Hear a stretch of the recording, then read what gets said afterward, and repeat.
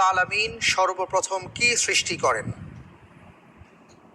খ মুহাম্মদ সাল্লাল্লাহু আলাইহি ওয়াসাল্লামের নূর, খ আদম আলাইহিস সালামকে, গ আসমান জমিন, খ কলম।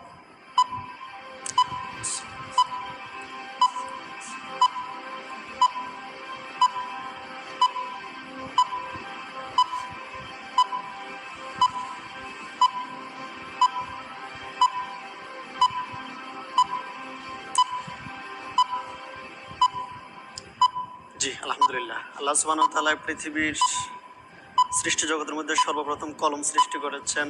সো উত্তর হবে ঘ কলম। কলম লক করে দেয়া হোক, ঘ কলম।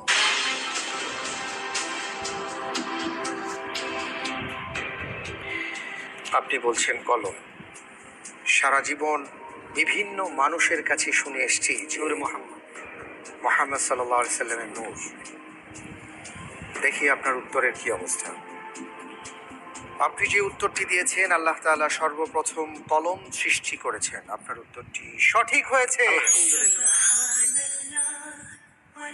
আলহামদুলিল্লাহ, আপনাকে মোবারকবাদ জানাচ্ছি।